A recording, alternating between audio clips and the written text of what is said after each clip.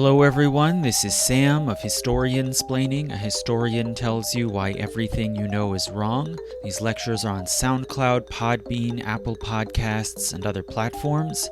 And if you can help to keep them coming, please go to my Patreon page. The link is in the description. And contribute at any level that you can, even if it's just $1. And you can hear all the patron-only materials, including my recent series on the Epic of Gilgamesh, and part 2 on my discussion of the history of the papacy. But now this will be the history of deportation in America, part 2, Expelling the 20th Century. So in the first lecture, we saw how deportation evolved out of earlier practices of banishment and exile, how it was first asserted by the federal government in the 1790s during the French Revolution as a way to suppress radicalism and foreign subversion, and then later was redirected towards ethnoracial concerns, specifically Chinese exclusion. Now in this second part, we'll see how the Chinese exclusion era set up these very ambiguous, broad legal powers of the federal government to carry out deportation, how that was then used to set the stage for the really big waves of ideological deportation, again, of radicals during and after World War I and then World War II. And then how it was turned back again more towards an ethnic and racial target, namely Mexicans, after the 1965 immigration reform law. And then finally, hopefully we can bring all this together in looking at how it's all played into this recent controversy over efforts to deport dissidents, political dissidents, and accused criminals from Latin America this year, and how all of this shows the ongoing kind of legal black hole beyond the horizon of the law or the Constitution in which the deportation system operates. So I left off the first lecture on deportation in America in the year 1893 with the Supreme Court case of Feng Yue-ting, which, for one thing, on the small scale, simply upheld the terms of the Geary Act, a law that renewed the Chinese Exclusion Act and required all Chinese residents in America to carry identification papers showing their legal residence in the country, and any that were caught without these papers could be deported. So this ruling in the Feng Yue-ting case largely established the legal foundations for the deportation system that we know today. But in practicality, in the 1890s, between about 1893 and 97, the federal government really didn't effectively enforce this Geary Act. Surveilling the Chinese population and deporting violators would be a massive, expensive operation, and Congress never set up an enforcement mechanism, basically leaving it to the Treasury Department, and only allocated about $60,000, when clearly real enforcement of this law would cost millions. So instead of actual official enforcement, you could say, instead, vigilante gangs prowled around the West, attacking encampments and expelling Chinese workers from towns by forcing them onto trains. In 1896, Congress did add an amendment onto the Geary Act, which further mandated that all Chinese convicted of felonies should be sentenced to hard labor, followed then by deportation. And this served, in part, as a way of focusing in enforcement upon a smaller select group, when it clearly was not practical to try to deport all undocumented Chinese out of the country. It focused in instead on alleged criminals, and it largely was directed at drug and prostitution rings. And this seemed like a very reasonable strategy at the time, and it was popular, and this new amendment passed through Congress almost unanimously, with only one negative vote.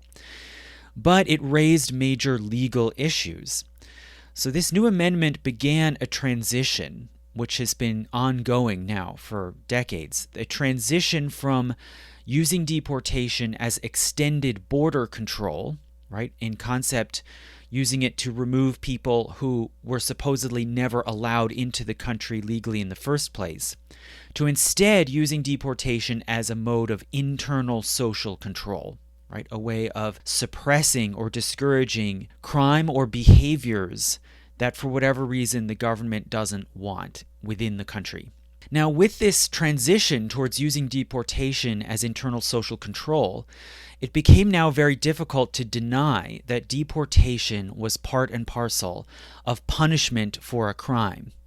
And this then opened up a legal can of worms. So if we acknowledge that deportation is a punishment for crime, which is something that jurists and government officials had been denying for years, if we acknowledge that deportation is a punishment for a crime, well then can it still be applied without due process of law? Without, say, for instance, a trial by jury? And so this amendment came to be challenged in the case of Wong Wing versus the United States. And in this case, the Supreme Court found that deportation falls under the government's unlimited power over immigration.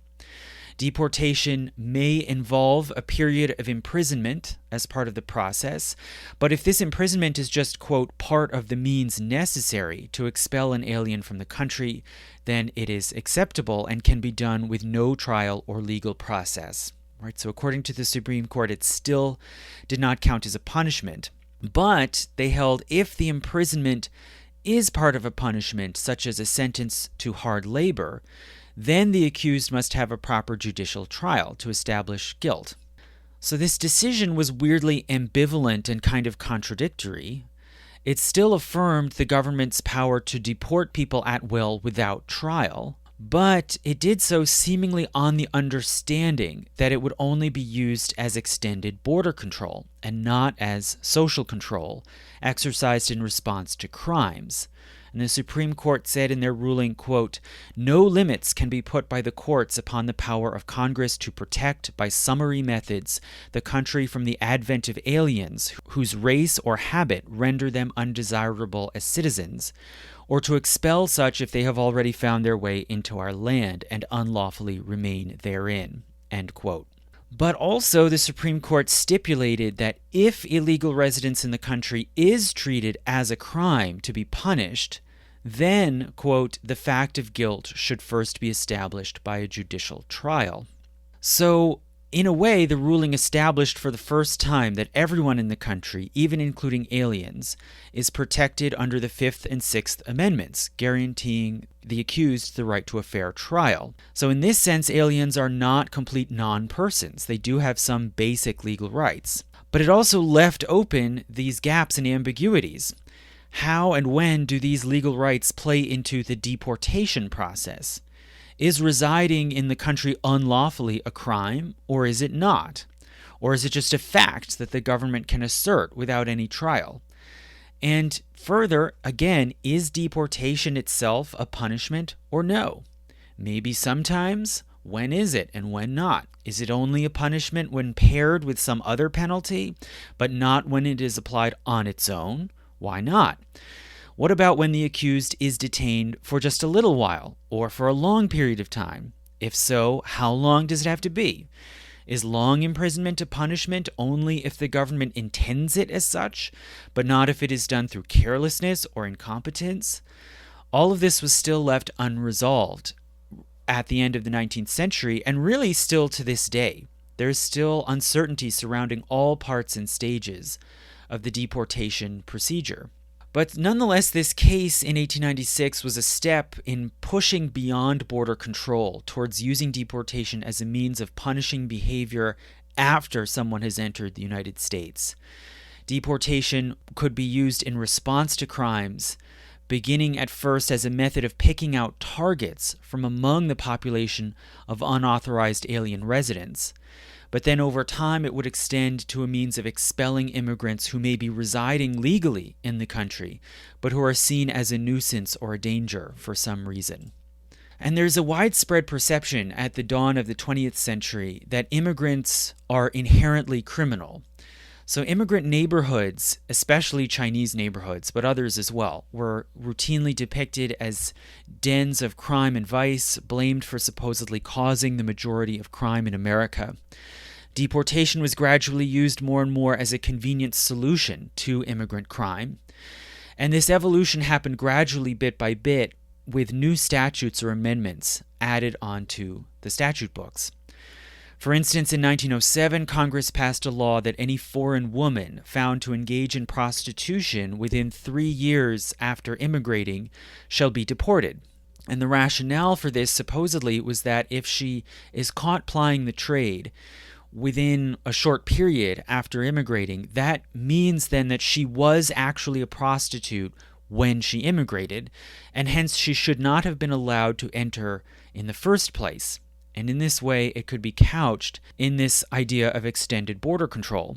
A problem, though, was that any immigrant woman charged could simply lie about her date of entry, and it's hard to track down records to verify this. So in 1910, Congress amended the law eliminating this 3-year time limit. So now an alien found to engage in prostitution at any time could be deported. And the old logic of extended border control, you can see, is gradually fading away as deportation begins to be used solely for internal social control, at least in this early instance as a way to combat petty crime.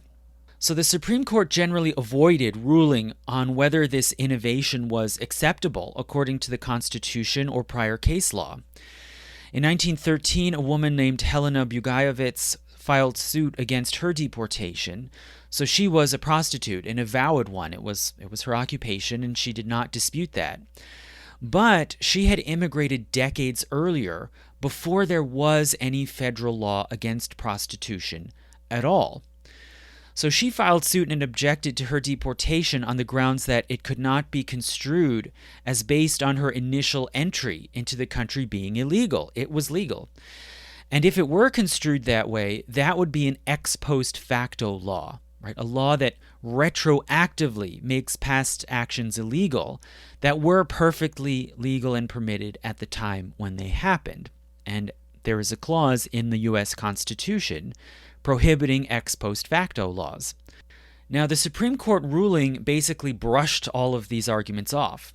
And as for the fact that she had entered legally in the first place, the Supreme Court opinion said, quote, Congress has power to order the deportation of aliens whose presence in the country it deems hurtful, and this applies to prostitutes regardless of the time that they have been here. As for the ex post facto clause, the ruling said, quote, the prohibition of ex post facto laws in Article 1 of the Constitution has no application to the deportation of aliens, end quote.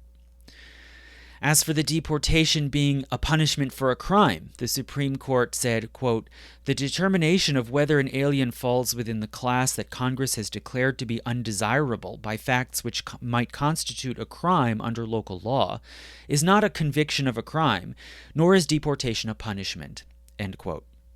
So it's basically just negation, right? You say it is, we say it's not. So the Supreme Court chooses in this way to construe the law in a creative way. The reason for deportation is not that she's committed a crime, but that she herself is, quote, undesirable or hurtful in her person or her nature. And this allows for a neat loophole for the government. The government can ignore the finding of Wong Wing that crimes have to be adjudicated. Then there were further cases in 1914 in which the Supreme Court found that Congress can stipulate the conditions on which aliens may enter the country or remain in the country. And these further stipulations can be changed at will, with no grounds or objection as ex post facto laws. Basically, all laws mandating deportation for whatever reason are upheld. But meanwhile, these rulings still leave open the question, do the accused in deportation proceedings have any kind of procedural rights, such as the right to a fair trial or a chance at their defense, etc.? Even as immigrants have failed to get any immigration laws struck down, some try at least to get some sort of rights to due process established. And these suits continue on through the early 1900s and 1910s. And a big sticking point that comes up in these suits is what if an immigrant claims to be a U.S. citizen? And this becomes especially important after 1900, as now Chinese Americans born in the United States are coming of age, and some of them are traveling and then being refused re-entry into the country or even being arrested and deported. And after 1900, there is a wave of so-called native son petitions coming from Chinese American residents who claim to be U.S. citizens. And their lawyers argue that the petitioners should be able to present their proofs in court of citizenship. And on this whole matter, the court is very equivocal and again contradictory. They find on the one hand that immigrants who are refused entry or are arrested and ordered to be deported have no right to an appeal to a court, even if they claim to be U.S. citizens. And this is spelled out in a ruling in 1905 on a case of a man who was turned away at a port. And these rulings tend to say that the executive branch has total power over matters of immigration, right, as they say repeatedly in all kinds of cases, and that decisions of executive officers about citizenship and the right to enter or remain in the country are final, right, no judicial review. But they also say that their rulings assume that the executive procedures are fair and conducted in good faith. And therefore, immigrants can appeal to courts if they can show not only that the ruling was wrong, because that's totally up to the executive, but that the procedure was unfair and irregular. And hence the government must provide at least, quote, a hearing in good faith, however summary in form, and, quote, a fair opportunity to present the evidence, end quote. So for the first time, the court allows the possibility of some sort of judicial review on rulings regarding entry and deportation, but it is based on this vague idea of procedural fairness and good faith. And it is totally unclear what the heck that means if it is not based in constitutional rules guaranteeing a fair trial. Then what do you mean by a fair hearing or good faith? And that is basically where things still stand. Deportation decisions exist in a kind of no man's land outside the Constitution, immune to nearly any kind of judicial review or appeal, unless the process, not the decision, but the process is found to cross some undefined, invisible boundary of fairness. Now, by this time, by the 1910s, the federal government is already underway in targeting and removing new classes of aliens. So the focus of the whole deportation process now is shifting from mainly just being focused on Chinese people to new classes of aliens who are mainly politically defined. And so gradually the second major wave of deportation begins. And this one is about political dissidents and dissent. So at the turn of the century, there was a lot of radicalism and unrest, and there was a great rising fear, especially among the middle classes and the government, fear of foreign influence, of anarchism, which was a serious issue. There were serious violent anarchist cells in the United States and many other countries around the world. And, President McKinley was one of many world leaders targeted and assassinated by anarchists in the early 1900s. There also was a related fear of radical unions, especially, most of all, the IWW, the Industrial Workers of the World, which was a broad, generally anarchist union founded in 1905, which in its practical goals aimed at raising wages and improving working conditions, but also had an ultimate sort of ideological goal of workers taking control of industry. They did sometimes use radical tactics like sabotage, and they also caused a lot of fear and consternation because they openly recruited minority and immigrant workers, unlike most unions, as compared to, say, the AFL, which was white only. The IWW insisted on bringing in black and Mexican workers and others, Chinese workers, in order to be comprehensive and effective. So like the broader anarchist movement, the IWW was also truly significant, but it could also be greatly exaggerated and ginned up by employers who wanted to suppress worker organizing, and they could use the IWW as a kind of boogeyman. So efforts to suppress anarchism and related labor movements through the power of the state emerged around the turn of the century. And the idea had long been proposed of banning anarchists from entering the United States, right? So a lot of anarchists were immigrants. In 1901, this idea gained new traction when President McKinley was assassinated by an anarchist. And it happens that his killer was actually an American-born anarchist from Detroit, but he was the son of Polish immigrants to Detroit, so, close enough. And partly as a result of this, in March 1903, Congress passed the Anarchist Exclusion Act, which barred entry to anyone, quote, who disbelieves in or is opposed to all organized government, end quote. So that's how they define anarchists. Or who is affiliated with any organization that teaches or, quote, entertains such beliefs. Right? So by this way, you can get kind of guilt by association. So this law was very significant. It was the first law in the U.S. since 1798 that called for questioning migrants about their political beliefs. And it was a milestone in this shift in focus from ethnoracial to ideological hygiene. So in October of that year, within a matter of months, an English trade union organizer named John Turner visited New York and began a series of lectures which espoused an anarchist philosophy. After 10 days in New York City, he was arrested as he was leaving one of these lectures. He was searched and found to have an anarchist book in his possession, as well as an itinerary which included a memorial for the Haymarket Massacre. He was taken and jailed in Ellis Island for several months. And while he was there, sympathizers organized a free speech league to defend him, and it included the labor lawyer Clarence Darrow, and the anarchist orator, writer, and publisher Emma Goldman.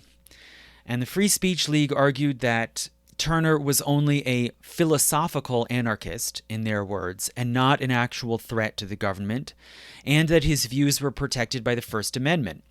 Moreover, they criticized the deportation process, where he was not given a trial, but only a secretive hearing before a so-called Board of Special Inquiry, and where he had no right to an attorney, to confront his accusers, or to call witnesses in his defense. And they argued that the whole apparatus here ultimately violated the separation of powers, since the executive was usurping functions that rightly belonged to the courts.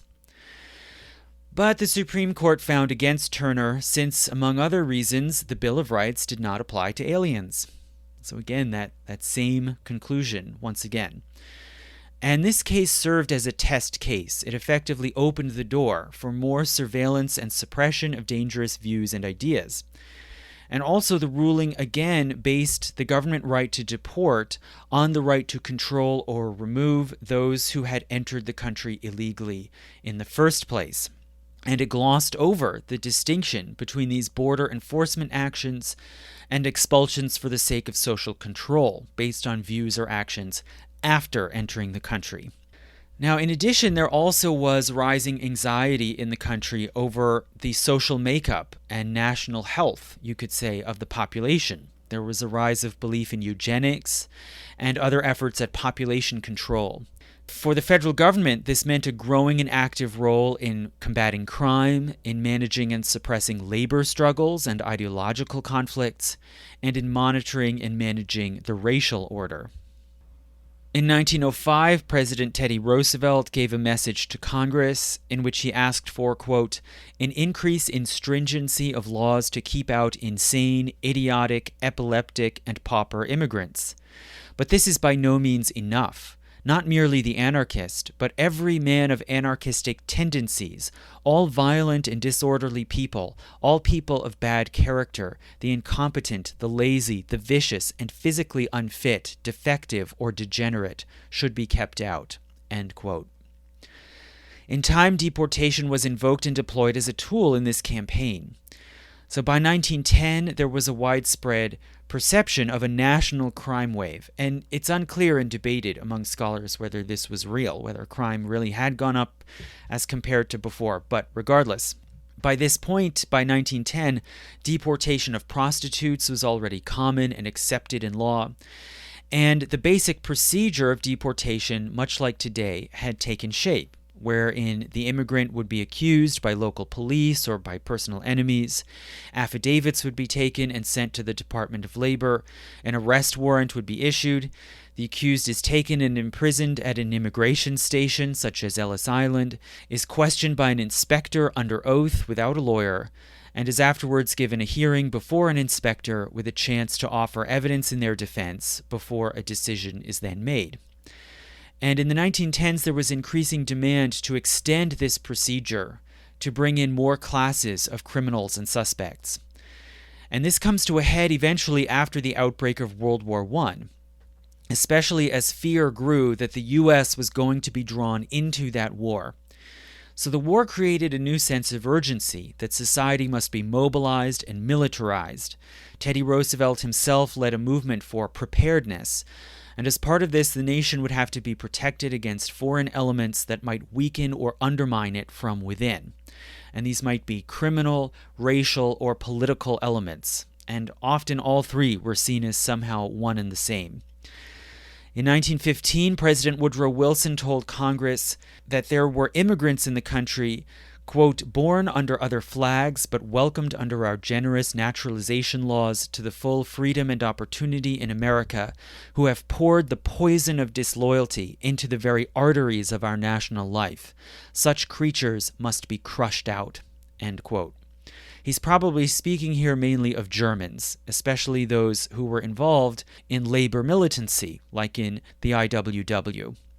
So the effects of World War I and its aftermath really led to the first major wave of deportation in America. So in February 1917, a new Immigration Act was passed, amending the old 1891 law, and it sought to root out the poor, the immoral, and the racially impure. The new amended law, for one thing, designated a barred Asiatic zone, which extends the Chinese Exclusion Act to apply to most of Asia, and migrants from that whole continent were not allowed to immigrate or to naturalize. And this act further basically invented Asian as a racial category, and it cast the whole group as undesirable. Secondly, the act enabled the government to deport an alien if they are poor and become a public charge at any time up to 5 years after immigrating. And thirdly, it mandated deportation for any immigrants who are legal residents of the country but are convicted in court of certain crimes within 5 years after entry. And further, for some serious crimes or for repeat offenders, it allowed the option of deportation at any time without a time limit. And this new rule had a vague moralistic rationale. Deportation was in principle supposed to be in response to crimes that show, quote, moral turpitude. So you have this explicitly moral language coming into the immigration law. And it did at least allow the possibility for judges who try these criminal cases to extend pardons to the convicts and so prevent their deportation. 2 months later, in April 1917, the U.S. formally entered World War I, and this raised the stakes of all these anxieties. And President Wilson stoked fear that foreign-born naturalized citizens also might be disloyal. And he warned, quote, if there should be any disloyalty, it will be dealt with by the firm hand of stern repression, end quote. So the later spring and summer of 1917 were a time of fear, tumult, and repression, both by the state and also by vigilante gangs, sometimes acting together in tandem. In May 1917, the U.S. instituted conscription of all men for a military draft, and this caused intense division. So some rejected the validity of a draft which compelled Americans to fight in a war that they saw as distant and irrelevant to their lives. On the other hand, some pro-war patriots welcomed the draft, not only for military readiness, but also as a means of assimilating immigrants into American society. And it promised to, quote, yank the hyphen out of terms like Italian-American or Polish-American. But the catch to this law was that resident aliens who had not applied for citizenship were exempt. You don't want to force into the U.S. military foreigners who have not even shown an interest in becoming American. So these foreigners could register or enlist voluntarily, but they were not conscripted. And this led to widespread resentment and fury. And according to a report by Congress, many people in the country saw, quote, rank injustice of forcing American citizens into war while alien slackers are here in vast numbers enjoying the privileges of our country, end quote. So nativist patriots and gangs began to harass immigrant men, and they organized into the so-called American Protective League, a vigilante group which, with the collusion of police and the Justice Department, went on a series of so-called slacker raids, invading spaces like sports stadiums and restaurants and arresting young immigrant men who had not registered for the draft. Meanwhile, in June 1917, Congress passed the Espionage Act, and this act banned the publication or conveyance of, quote, false reports or false statements with intent to interfere with the operation or success of the military, or to cause insubordination, disloyalty, mutiny, refusal of duty in the military or naval forces of the United States, or shall willfully obstruct the recruiting or enlistment in the service of the United States, end quote. For these offenses, the act prescribed prison sentences of 20 years. And this Espionage Act had the effect of stretching the meaning of espionage to include publication of information that might be embarrassing to the government or to the military, and the expression of opposition to U.S. involvement in the war, which could then be construed as discouraging immigrants from enlisting in the forces. So this law then, in conjunction with the conscription law, set the stage for a pivotal deportation case. And this case was the first one to appear in headlines and to capture the public imagination.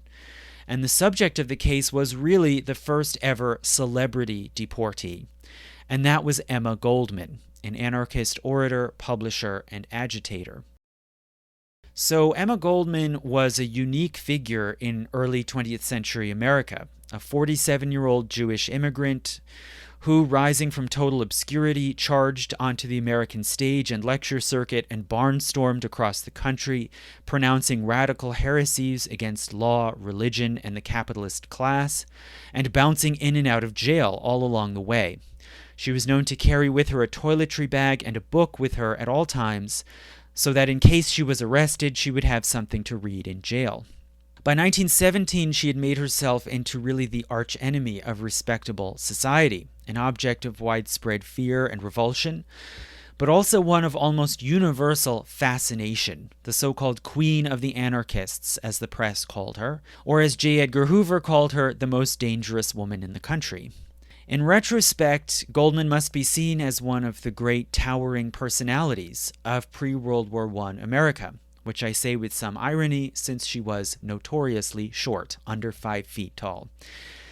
But in her career, she won over an army of militant followers, including industrial workers and discontented artists and bohemians, as well as many unlikely mainstream admirers too, who were moved by her attacks not only on the material exploitation of workers in mines and factories, but also on their spiritual deprivation, being denied the time, education, or personal freedom to enjoy the gifts of art, literature, and the aesthetic life. And just as importantly, even her enemies found her spellbinding.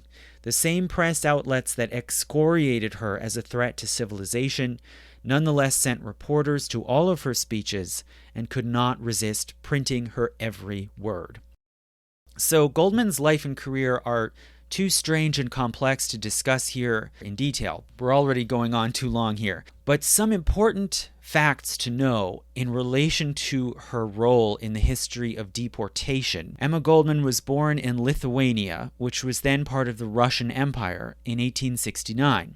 And she was born to a middle-class Jewish family, which she found to be conventional and repressive. She had severe struggles and conflicts with her father. She left home in 1885 at the age of 16 and migrated to America, where she began to work in shoe and garment factories in Rochester, New York, and was infuriated by the power of capitalists and business owners over workers. In 1890, she went to New York City, where she quickly joined the radical milieu of German and Yiddish-speaking anarchists, and her main mentor and collaborator was another Jewish anarchist named Alexander Berkman, also called Sasha. Through the 1890s, she toured all over the country, calling for worker resistance, and she quickly caused something of a sensation. She also mastered English, which it seems was her fourth language. I think she spoke Russian, German, and Yiddish, but she mastered English, and she became fascinated with English and American literature, including individualists and free thinkers like Emerson and Whitman, and she soon eclipsed all of her radical colleagues as an orator. After 1900, she organized workers' cooperatives and pressure groups, especially for civil liberties. In 1906, she founded a feminist magazine called Mother Earth, and she advocated for sexual freedom, the right to birth control, and tolerance and equality for homosexuals. And she also was, as we said, a lover of literature and gave lecture series on modern literature and drama. But still, she was frequently canceled, you could say. Literally, her speaking engagements were canceled or thrown out of venues for her radical views. And she was often arrested, spending nights in jail, but was always released because she could petition for habeas corpus and would be released on the basis of freedom of speech. Now, by this point, the federal government was increasingly determined to get rid of her, preferably by deportation, right? A quick, easy, clean method to get rid of a problematic person. But all through these years, it never happened because, for one thing, she was a U.S. citizen. She had immigrated in 1885, and she'd gotten married in Rochester in 1887, and she married a fellow Jewish worker named Jacob Kirshner, who shared a lot of her political and literary interests. And under U.S. law, this conferred citizenship upon her, too. So she was regarded thenceforward as a naturalized U.S. citizen.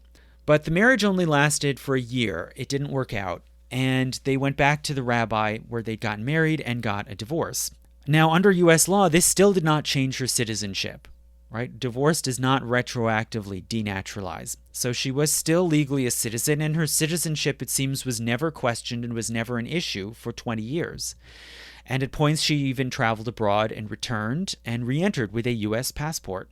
But in 1907, while Goldman was traveling in Europe, the Bureau of Immigration and Naturalization began looking into her citizenship in hopes that they could somehow block her from re-entering the country. And this did not work, but in early 1908, the federal government began an investigation of Goldman's ex-husband, Kirshner. And they decided that if they could invalidate his U.S. citizenship, then they could strip Goldman of hers as well by extension. So they sort of dug up witnesses who were willing to say that Kirshner had lied on his application for naturalization 25 years earlier, and mainly that he had lied about his age and his time of immigration into the U.S. And they then held a hearing in the federal court in Buffalo, New York, and nullified Kirshner's U.S. citizenship in absentia. So the proceeding was held in the U.S. District Court in Buffalo, and Kirshner had previously lived in Rochester, but by this time he had left and moved to Chicago. And the Bureau could have pretty easily tracked him down and notified him so that he could come to the hearing and defend himself.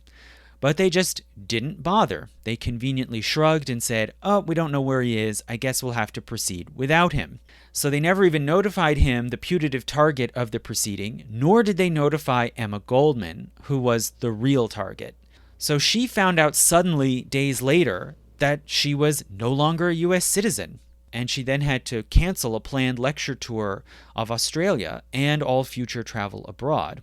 And thenceforward, she had to tread somewhat more lightly and avoid any actions that could be construed as crimes. And this would come into play, crucially, during the war. So in 1916, during World War I, but before the U.S. had entered, many liberals and progressives joined into the war fever and campaigned for preparedness. But Goldman, for her part, stuck to an anti-war position. So despite being isolated from many mainstream liberals and supporters, in March 1917, she said, quote, "I, for one, will speak against war so long as my voice will last, now and during war." The following month, in April, the U.S. declared war, and on May 18th, the U.S. enacted the Selective Service Conscription Law. And as we said, it required all male U.S. citizens to register and possibly be drafted. And it also made it a felony to interfere with or discourage registration or enlistment in the service. Now, Emma, for her part, considered the draft especially odious because it was a violation of personal freedom, including the freedom of conscience. It forced men to fight and kill, including for a cause that they didn't believe in. So Emma Goldman and other leftists, she was an inveterate organizer, so she quickly organized the No Conscription League. And the League held huge anti-conscription meetings, attracting crowds of thousands, especially in New York City. And they condemned the government for forcing people to register. Now, in this process, Emma carefully avoided telling attendees to refuse to register or to evade the draft, since this then would be telling people to break the law. And that could get both the organization and the draft evaders into big trouble. And Emma, as a matter of principle, saw it as not her place, since she as a woman was not subject to the draft. And, you could say it would be easy for her to say, fight the law, evade the law, when she didn't have to worry about the consequences of that. Now, police and army soldiers showed up to these meetings of the No Conscription League, and they sometimes heckled or provoked speakers, including by saying that they were funded by German money, and Emma Goldman disputed this. But the New York Times ran a report remarking, quote, many Germans in the audience. In early June, meetings were held in Hunts Point in the Bronx, and soldiers and sailors rushed the stage and forcibly closed down the meeting. In later meetings, police began asking attendees for their registration cards, and all those without them were arrested. Hence, the authorities were now using these meetings to their purposes as a trap to find draft resistors. And so hence future meetings were called off. On June 15th, the Espionage Act was passed, which made it illegal to say or print any information aimed at interfering with the war effort. And this could easily be used to silence any opposition to U.S. participation in the war or really any aspect of war policy.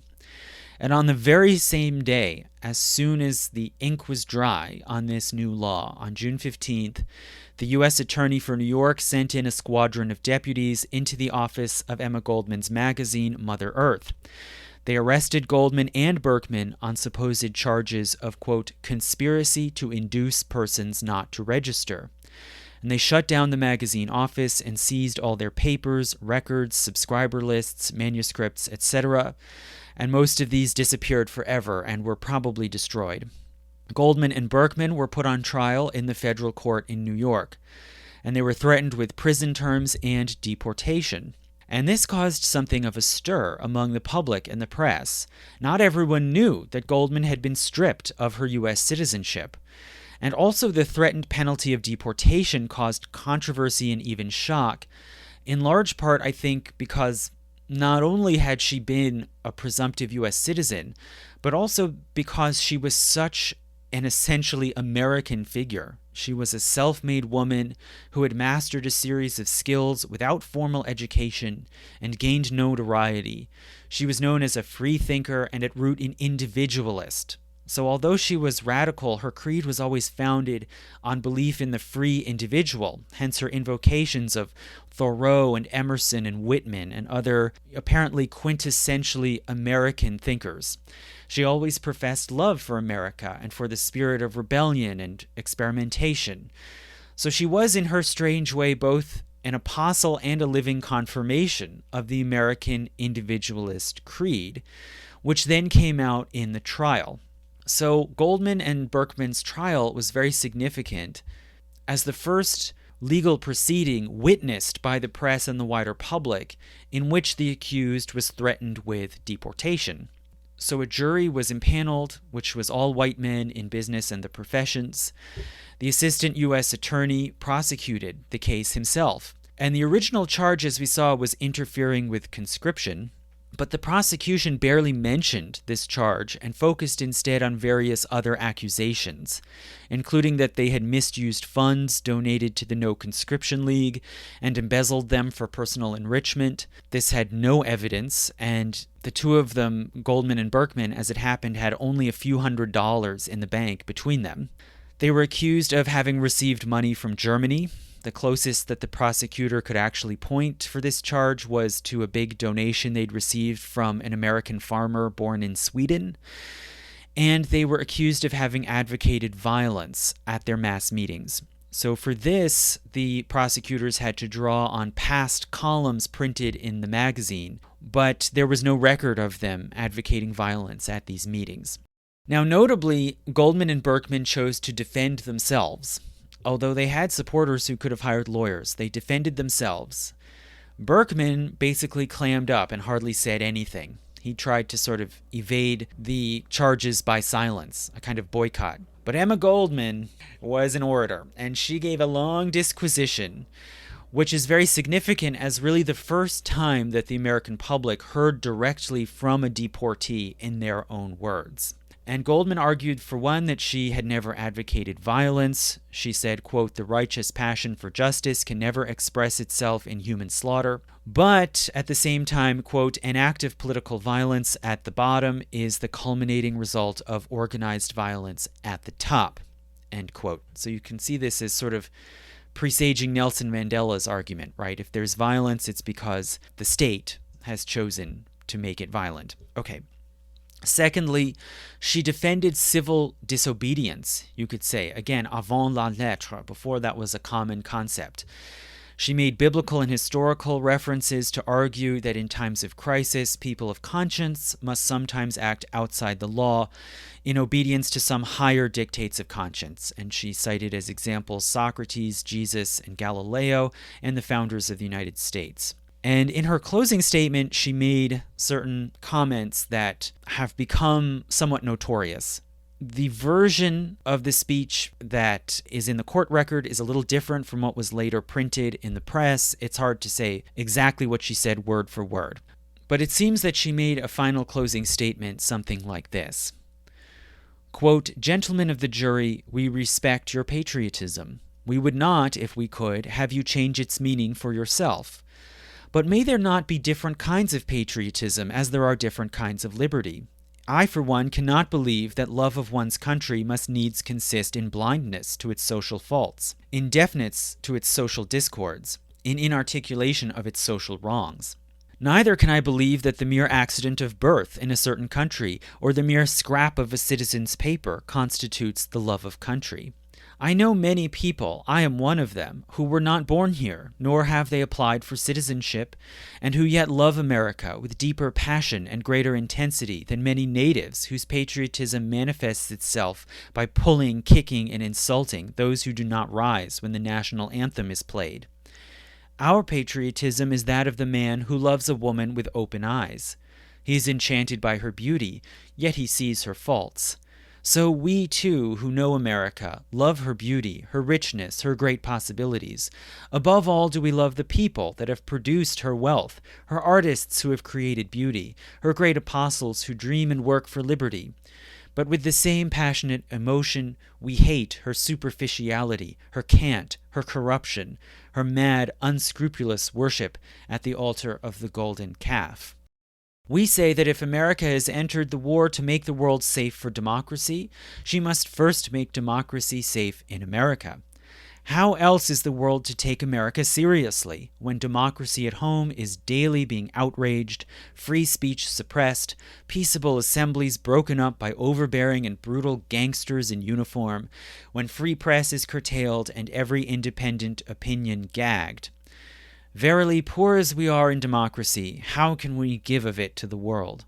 We further say that a democracy conceived in the military servitude of the masses, in their economic enslavement, and nurtured in their tears and blood, is not democracy at all." End quote.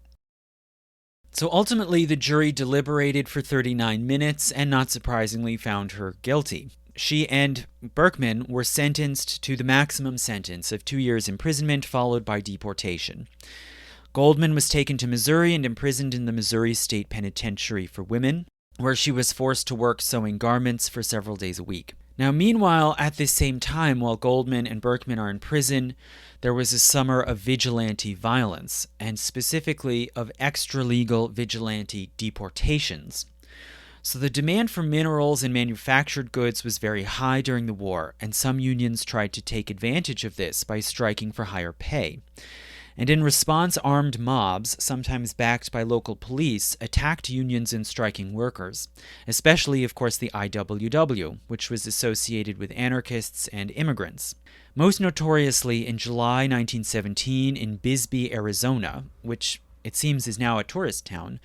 But at that time it was a metal mining town, mainly copper, and it employed largely white immigrants. So it seems there were about 5,000 by 1914, including Cornish, Italian, and Central Eastern European immigrants. And during the war, these workers were quite well paid, but they were suffering with wartime inflation.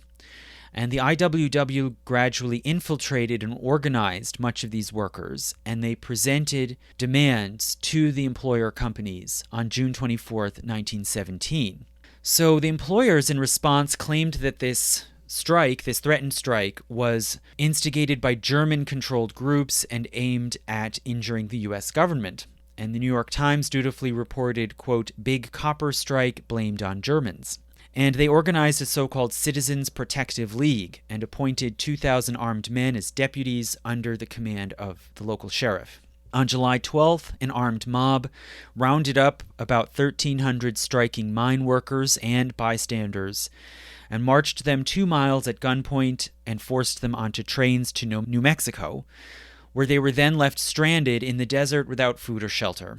And the local government celebrated this act, saying that the strikers were, quote, "foreign terrorists and professional agitators," end quote. So the federal government set up an inquiry which found that this expulsion in Bisbee was totally illegal, but it blamed the whole incident on having too many foreign workers in the area. The workforce was described as polyglot, and it was said that it, quote, "contains within itself the Balkan problem on a small scale." So you can see this as, referring to feuding ethnic groups and this sort of ethnic patchwork, and also to the incident that sparked World War I in the first place, which was over competing nationalisms in the Balkans. Government inquiry also complained that, quote, "the movement towards Americanization has hardly penetrated these outposts of industry," end quote. So ultimately, no one was punished, and later when the county did charge some people with the crime of kidnapping, they were all acquitted on the basis that it was a necessary preemptive attack against a foreign peril. But this incident in Bisbee set off a kind of wave, and similar armed expulsions of immigrant workers happened in towns in Minnesota, Nebraska, Missouri, New Mexico, and California. And furthermore, an IWW leader in Montana was taken out of his bed at night and lynched. And also through these same months, from the end of 1917 through 1918, specifically anti-German animus and paranoia intensified. States banned the teaching of the German language, hamburgers were renamed to Liberty sandwiches, and sauerkraut to Liberty cabbage. It may sound familiar to people who lived through the Iraq War. And self-organized civilian groups took it upon themselves to monitor and report to the government supposed German subversion and espionage. And they made about 1,000 reports per day through this period, most of them worthless. But the federal government still used some of these as bases to strip some German-American citizens of their citizenship by asserting that their loyalty oaths that they had sworn previously at their naturalization ceremonies had been fraudulent. In April 1918, a mob in Collinsville, Illinois, near St. Louis, lynched a German immigrant mine worker named Robert Prager. So all in all, there was a wave of vigilantism and disorder which spurred on a growing sense that in order to keep order, the government had to seize the initiative and begin rounding up and expelling radicals and immigrants themselves, especially using the machinery that had already been set up through the Chinese Exclusion Act. So in May 1918, the Espionage Act was further extended with a Sedition Act, or really just an amendment that was colloquially called the Sedition Act. And this drastically narrowed freedom of speech. It condemned those who, quote, "incite insubordination or refusal of duty in the military or naval forces of the United States, utter, print, write, or publish any disloyal, profane, scurrilous, or abusive language about the form of government of the United States or the Constitution of the United States, or urge, incite, or advocate any curtailment of production." So this last clause you could see as effectively banning strikes, right, since strikes slow production. Among those who were arrested under this law were the entire leadership of the IWW, 165 people, several other anarchists, each of which were sentenced to 15 years in prison, the Socialist Party leader Eugene V. Debs, and the socialist writer Rose Pastor Stokes, who was arrested for a letter that she wrote to the Kansas City Star and given 10 years in prison. Then in October 1918, another Immigration Act was passed, which authorized deportation of anarchists, communists, or union organizers. And it decreed that, quote, in every case where any person is ordered deported from the United States, the decision of the Secretary of Labor shall be final, end quote. So you can see here the cutting out of judicial review. But nonetheless, there were fairly few deportations, comparatively speaking, fairly few deportations during the war. For one thing, because travel was disrupted during wartime. And also because all of these laws came onto the books very late in the course of the war, just a matter of weeks before the war ended, with the armistice in November 1918 and then the Treaty of Versailles in June 1919. So the end of the war might have been expected to lessen the fears and tensions that had been stirred up in wartime. But in fact, there was still tremendous internal conflict, from the strain of inflation, unemployment that came with demobilization, militant and radicalized labor, discontented immigrant groups, and now the international disruption and panic caused by the Bolshevik takeover in Russia. So in 1919, industrial employers also tried to roll back gains in wages and working conditions that had been made during the war, and they made many cuts and refused to work with or negotiate with unions, basically hoping to eliminate unions as a power factor in the economy. And this led then to a wave of strikes, including in steel, rails, and mining, and a police strike in Boston and a general strike in Seattle. So striking workers and their sympathizers and supporters came to be called Bolsheviks. And basically you can say the fear and hysteria about foreign subversion continued, and it just transferred from Germans to Bolsheviks, communists, and Reds. And this was exacerbated then by a series of letter bombs that were sent in the mail to prominent people, such as John D. Rockefeller and J.P. Morgan, a Supreme Court justice, and the Attorney General A. Mitchell Palmer. And this one actually exploded on Palmer's doorstep. And it seems that this radicalized the Attorney General Palmer. In August 1919, the Wilson administration created a new agency, the so-called General Intelligence Division within the Bureau of Investigation, which would in turn be inside the Justice Department. And this new General Intelligence Division would be tasked with monitoring radical activities and organizations. It was placed under the command of a 24-year-old enfant terrible named J. Edgar Hoover. And this is where Hoover really got his start, and he became sort of the fulcrum for coordinating the Department of Justice, local and state police, and labor and immigration authorities. And this General Intelligence Division, in its first few months, made a report finding that 90%, I don't know how they quantify these things, but 90% of the radicals in the U.S. were aliens. And it began searching for grounds, legal grounds, to start deporting them from the country.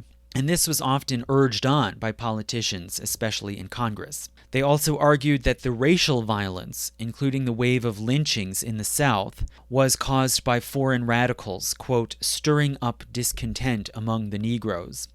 And J. Edgar Hoover wrote also that communism, quote, is the cause of much of the racial trouble in the United States at this time. So some officials within the immigration services tried to object to this new push for political deportation, and they tried to stem the tide of arrests, jailings, and deportations. For instance, Frederick Howe, the director of Ellis Island. During the war, he'd been horrified by mass arrests and imprisonment on the island, often with no evidence. And he described mass hysteria, first against Germans and then against Reds, and how Congress pushed him to railroad more people faster. Till finally he resigned in September 1919. And he later wrote about this period of time at the end of the war, quote, in this struggle there was no one to lean on. There was no support from Washington, no interest on the part of the press. The whole country was swept up in emotional excess, end quote. In November 1919, to mark the 2-year anniversary of the Bolshevik Revolution in Russia, the Justice Department obtained blanket warrants and sent out agents to raid without warning hundreds of organizations, including unions such as the IWW, schools, political parties, immigrant fraternal societies and clubs, all of which were associated in some way with the radical left, and especially with Italian and Eastern European immigrants. There were raids in 36 different cities, often conducted violently, and many who tried to object or question the reason for the raid were physically attacked and beaten, such as a schoolteacher. At least 4,000 people were arrested, far beyond what had been authorized by the warrants issued, and some were then beaten in custody, and many records and papers of organizations were seized and destroyed. Most of these prisoners were subsequently freed, and most of their cases were tossed out by the courts. But ultimately, 556 people were deported over the following 2 months. So this was a new, rapid pace, and the process was more and more politicized. Now, meanwhile, Emma Goldman was nearing the end of her prison sentence, and in October 1919, she had a deportation hearing where she was questioned about her political beliefs. And the government argued that she was subject to deportation on the grounds of being an anarchist. Goldman, for her part, attacked the legitimacy and propriety of the whole hearing process. She called it a, quote, star chamber proceeding, and compared it to the Inquisition and to secret police interrogations in Russia. She said that it contradicted, quote, the claim on the part of the government that in this country we have free speech and a free press, and that every offender against the law is entitled to his day in open court. She also argued that the immigration and deportation laws were illegitimate, saying, quote, the people can only profit by a free discussion of the new ideas now germinating in the minds of thinking men and women in society. The free expression of the hopes and aspirations of a people is the greatest and only safety in a sane society, end quote. And she argued that the deportation laws aim, quote, to stifle the voice of the people, to muzzle every aspiration of labor. So hence, in her view, finally, the government's vague and broad use of the term anarchist. And she said, quote, the anti-anarchist law confuses the most varied social philosophies and isms in order to cover with the same blanket, so to speak, every element of social protest, in order to serve the interests of our industrial kings. So again, not surprisingly, the judge ruled against her and ordered that she be deported to Russia, which was, in a sense, her country of birth, right? She'd been born in Lithuania, which was then under Russian sovereignty. And although now it was, thrown into doubt by the war and the Treaty of Brest-Litovsk, nonetheless, they could say, well, you're a red and Russia is now red, so we can ship you over there. On December 21st, 1919, at 3 a.m. at night, under cover of darkness, Goldman was taken to New York Harbor and loaded into an old military transport ship from the Spanish-American War, which was formerly called the Buford, but which came to be called derisively the Red Ark, because along with her, with Goldman and Alexander Berkman, were 247 other deportees who had been ordered to be sent to Russia. J. Edgar Hoover reportedly was there to watch, and a few press also who had been tipped off. And Emma reportedly said to a reporter as she was forced onto the ship, quote, I consider it an honor to be the first political agitator to be deported from the United States, end quote. Now, while she was in prison, she and Berkman together had handwritten the manuscript of a tract called Deportation, Its Meaning and Menace. And it warned that her case had set the precedent that, quote, the naturalized citizen may be disfranchised on one pretext or another and deported for his or her social views and opinions, end quote. Now, before departing, they managed to hand off the pieces of this manuscript to friends to publish. And it is mostly pretty obscure. Really, it's not seen as among Goldman's greatest or most memorable works. But what is more remembered is that the publishers added on a preface describing the scene after the ship, the Buford, had steamed away. And this has become somewhat famous. And it said, quote, the Red Ark is gone. In the darkness of early morning it slipped away, leaving behind many wives and children destitute of support. They were denied even the knowledge of the sailing of the ship, denied the right of farewell to the husbands and fathers they may never see again. After the boat was gone, women and children came to the dock to visit the prisoners, bringing such little comforts as are known to the working class: seedy overcoats for the Russian winter, cheap gloves, and odds and ends of food. They were told that the ship was already gone. The refined cruelty of the thing was too much for them. They stormed the ferry house, broke a window, screamed and cried, and were driven away by soldiers." End quote. So the accuracy of this passage is open to doubt. It's just reported by these publishers who were also radicals sympathetic to Goldman and Berkman. But in retrospect, it can be seen to fit with a growing pattern, which is the gratuitous cruelties often added into the deportation process, as if to demoralize the accused and even their families and associates, and to, you could say, dramatize the idea that these people are not entitled to any consideration, even as human beings. So after this, 1920 then proved to be a really pivotal year, in which hysteria over immigrants, radicalism, and crime continued, but also started to see some significant pushback. So the raids continued, sometimes repeat raids on the same institutions that had been raided in the infamous Palmer raids in 1919. And some politicians began to push for even more extreme and draconian action. For example, Senator McKellar proposed stripping U.S. citizens with radical views of their citizenship and deporting them to a penal colony. Several others in Congress tried to transfer ultimate authority over deportations away from the Labor Department to the Attorney General Palmer. Palmer, for his part, inflamed fear with reference to racial pseudoscience and eugenics. And for example, in a report titled "Extent of Bolshevik Infection Here," he wrote, quote, "Out of the sly and crafty eyes of many leap cupidity, cruelty, insanity, and crime. From their lopsided faces, sloping brows, and misshapen features may be recognized the unmistakable criminal type." End quote. But there was also pushback from some quarters in civil society, including, among others, the Catholic Church. Some academics and journalists began to speak out. Most significantly, Zechariah Chafee, a young law professor at Harvard. So in 1919, Chafee publicly objected to the penalty handed down to several accused anarchists who had been arrested and sentenced to prison and deportation for handing out leaflets protesting the U.S. involvement in the Russian Civil War.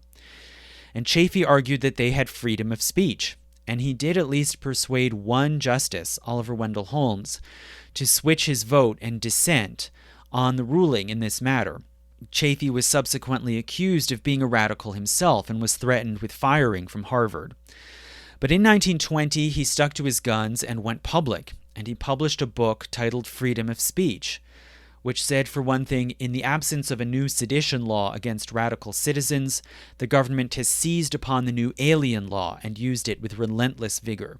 He then joined together with a group of 12 lawyers and wrote an incendiary pamphlet objecting to the Palmer raids and the Red Scare, and it was titled, quote, "Illegal Practices of the Department of Justice."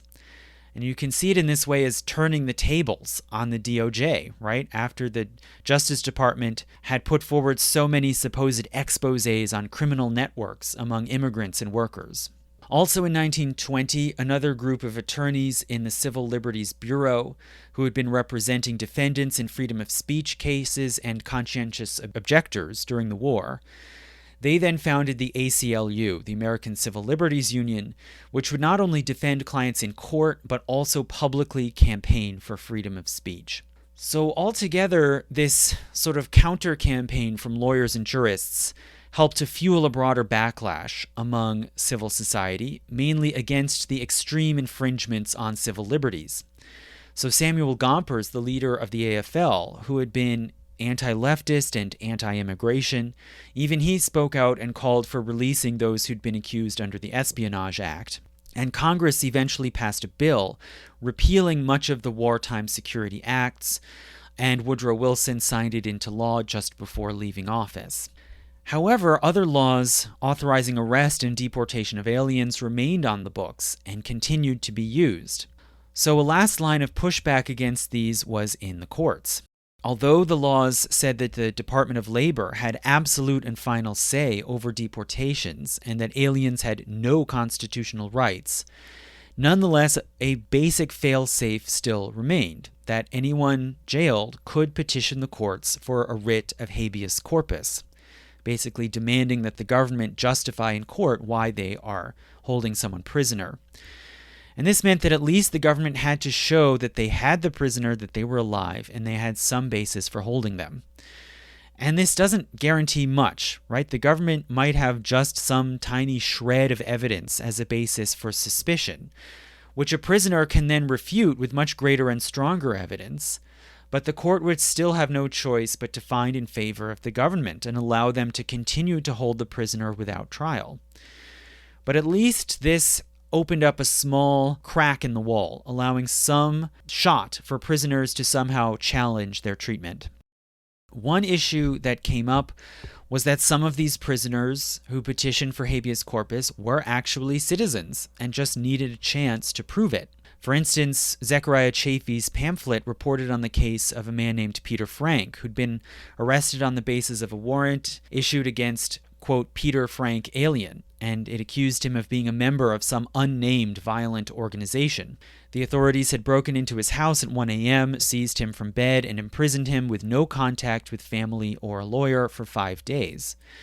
But he had submitted a petition for habeas corpus, and before a judge he was able to show that he was a natural-born U.S. citizen, born in Ohio. And this case then put many judges on alert to pay close attention to habeas corpus petitions and to be aware that in some cases the government might have no basis at all for holding a prisoner, whether a citizen or an alien. And abuses had become notorious by 1921, such that one federal judge in Boston wrote, quote, "A mob is a mob, even if composed of government officials following instructions from the Justice Department," end quote. So now with this increasing public attention and judiciary scrutiny, the raids and arrests of political dissidents slowed down. So again, one might have expected the pace of deportations overall to slow as well. But this did not quite happen. Rather, the same pattern repeated itself yet again that we've seen earlier in the 19th century. Namely, the focus turned from political and ideological targets again to ethnoracial ones. And the deportation machine that had been set up and blown up to remove political dissidents was now turned to so-called illegal aliens, which mainly meant unauthorized immigrants from Southern and Eastern Europe and from Mexico. So in 1921 and 1924, Congress passed 2 laws setting quotas, which capped the number of immigrants allowed into the U.S. each year from each country. And they mainly aimed to stem the flow of undesirable ethno-national groups, such as Italians, Poles, and Russians. This was the first time that the federal government had explicitly set quotas or limits on immigration from specific countries, other than China, which was barred completely. And this massively increased the number of people who could be considered possible unauthorized or illegal aliens. And furthermore, suspicion now could be based just on ethnicity, as seen in language or accent or name. There were caveats to these laws. For one thing, Western European countries like France and Britain were exempt, and the law applied only to the Old World, basically Eurasia and Africa. No quotas were applied to New World nations, including Mexico and Canada, the only countries with land borders with the U.S., so they had no limits placed on them. And as for Mexico, Mexico had long had migration across the border with the United States, including for work in ranching and cattle herding, with fairly little restriction on this movement. There was a population of Mexican Americans dating back all the way to the colonial age, back when most of the Southwest was part of Mexico. Now, the Mexican population in the U.S. increased significantly in the early 1900s with an agricultural boom in Texas and the Southwest. And Mexicans were seen as useful agricultural laborers, especially when employed seasonally, many of them working on U.S. farms and ranches at crucial times of year, and then migrating back to home communities in Mexico. But about 100,000 lived permanently in the U.S. by 1914. This then boomed further during World War I with intense demand for labor, including in mines in the Southwest. But there were countervailing forces as well, leading to ambivalence and increasingly harsh treatment of these Mexican laborers. For one thing, white workers often saw them as competition and as a possible political threat. And especially after the exposure in 1917 of the Zimmermann Note, in which Germany made overtures to Mexico, trying to persuade Mexico to attack the United States in the hopes of regaining control of Texas, New Mexico, and Arizona. This, stirred up again a sort of hysteria towards Mexicans, and vigilantes began to see them as a threat, much like German immigrants and anarchists, and they were subjected to similar violent harassment. The government, in response, enacted a law requiring Mexican immigrants to pass a literacy test and to pay a head tax in order to cross the border and enter the country.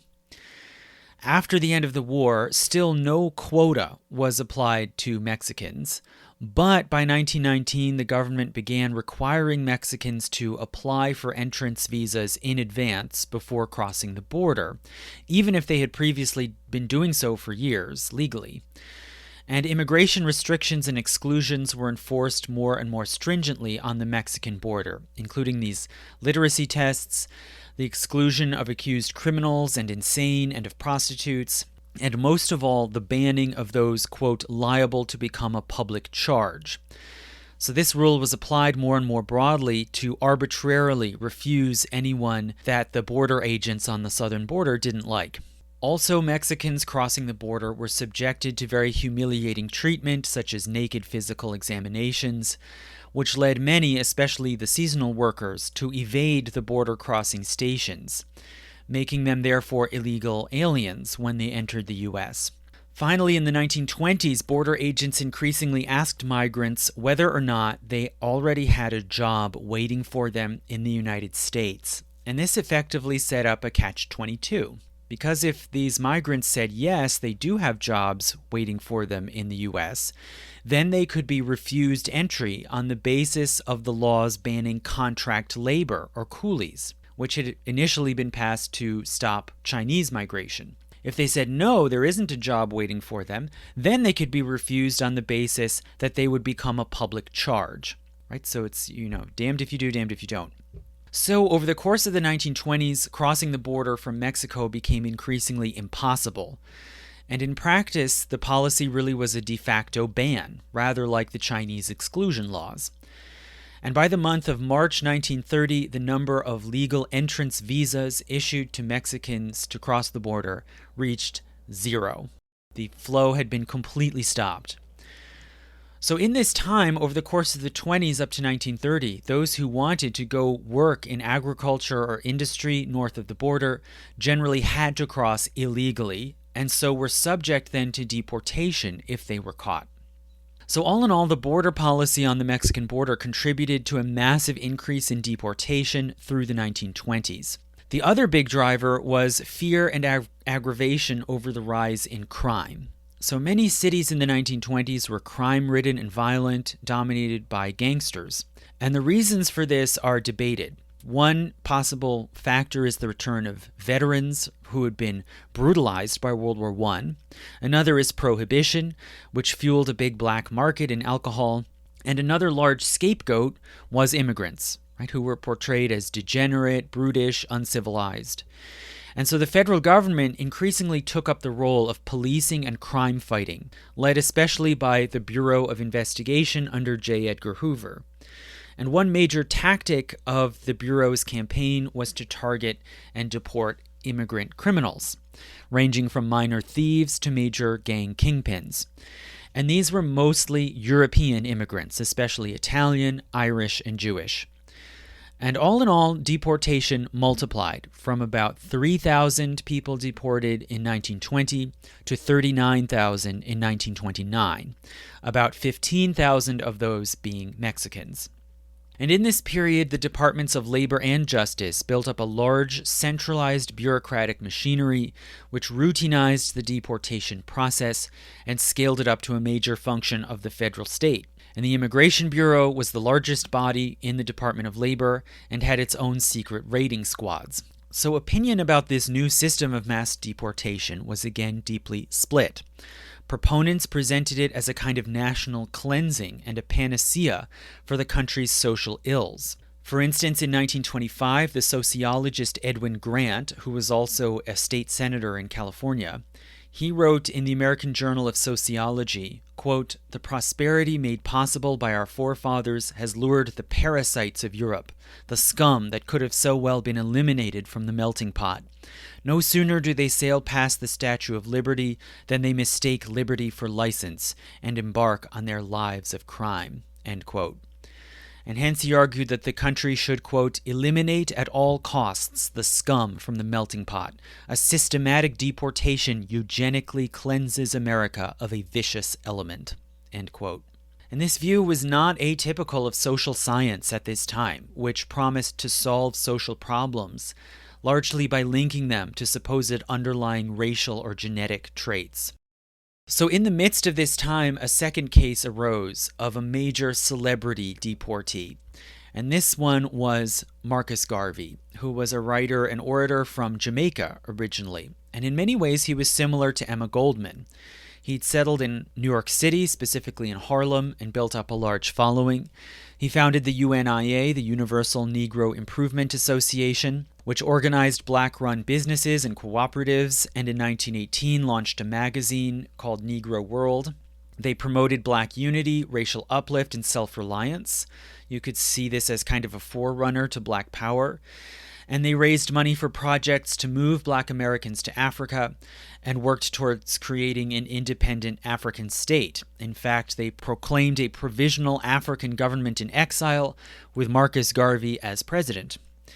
In 1919, they began to gather donations and investments to launch the Black Star Line, a black-run ocean liner firm which would run ships between the U.S., the West Indies, and West Africa. And within a few months, they acquired their first vessel.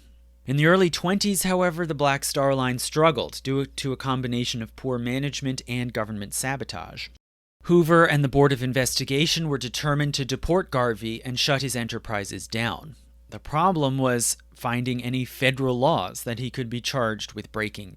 Well, they managed to do this in 1922 when Garvey was charged with mail fraud because the UNIA had sent out a pamphlet soliciting investment in the Black Star Line, which implied that they had already acquired a ship that in fact they were still in negotiations to buy.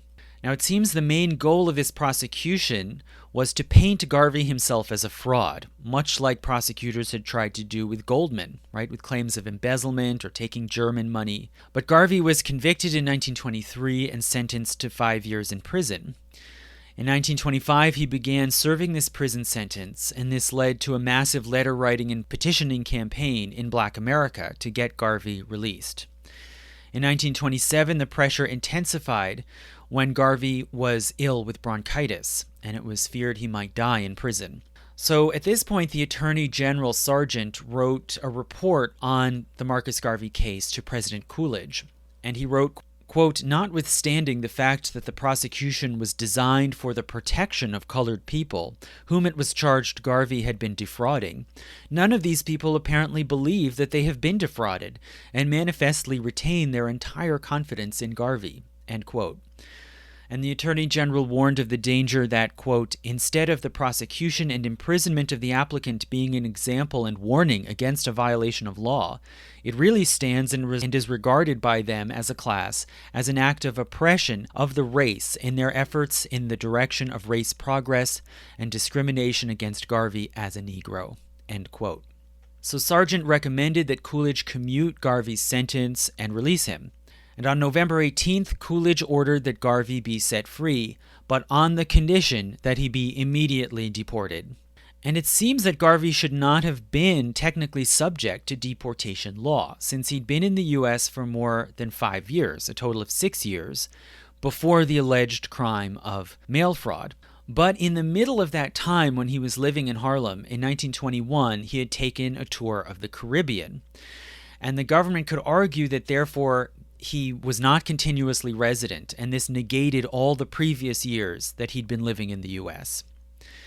So he was ultimately deported back to Jamaica, and this was a very significant case illustrating several patterns, a lot like Goldman, in how the government treats politically problematic immigrants. It shows the use of, one, overcharging or unusually harsh sentencing for political targets; two, the use of accusations of financial fraud to try to discredit; three, the use of loopholes to stretch the law and make deportation applicable to political targets who wouldn't ordinarily be subject to it; and four, the use of deportation as a kind of convenient compromise, a way of seeming more clement and tamping down on protest against harsh sentencing while still getting the agitator out of the government's hair. And finally, you could say more intangibly, it was a way of further discrediting the radical agitator as an outsider and an interloper who never should have had an audience or following in the US in the first place. So this deportation system was used heavily in the mid and late 1920s and had many fans and proponents. But it also had critics in both the judiciary and civil society. For example, in 1926, the judge Learned Hand wrote that it was deplorable to deport a man to Poland who had grown up entirely in the U.S. since early childhood and was, quote, as much a product of our country as though his mother had borne him on U.S. soil, end quote. Many condemned deportation agencies, including the Immigration Bureau, as corrupt, often extorting bribes from immigrants who were at their mercy.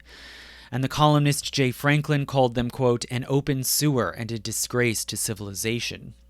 So under the President Herbert Hoover, as the Depression hit, the Hoover administration sought to use deportation enforcement as a kind of jobs program. Rather than a WPA or things like that, the Hoover administration ramped up deportations, especially in the West, targeting Mexicans. Mexicans were seen as competitors for jobs and wages with white workers who were migrating into the West from Oklahoma and Arkansas. And they were associated with poverty and unemployment and were targeted as economic burdens. And many were rounded up in big deportation raids, such as in workplaces and even in parks and markets in Los Angeles.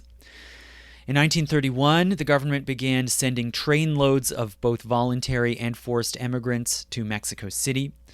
By 1933, about 200,000 had either fled or been deported from the country. And by 1940, the Mexican population in the U.S. had dropped by 40%.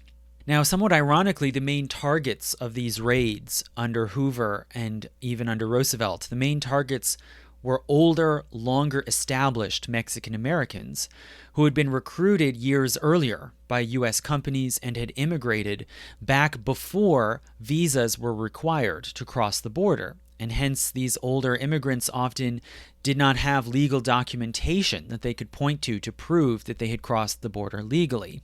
Now, of those rounded up, only a minority were actually formally deported. Many more were told to leave in order to avoid formal deportation proceedings and in order to preserve their chance of visiting again in future temporarily to see family or to do seasonal work. Right? If you were formally deported, you would never be allowed back into the country legally.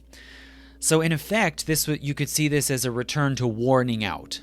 Right? If you don't want to avoid the legal consequences, just leave now. And these voluntary emigrations, you could say, were not necessarily permanent. And even employers themselves sometimes said that the Mexican worker could be lured back into the country, quote, whenever we need him. And in effect, many migrants ended up getting caught in a sort of continuing loop, being recruited into the U.S. to work, then fleeing or being deported, then returning, then leaving or being deported again, and over and over.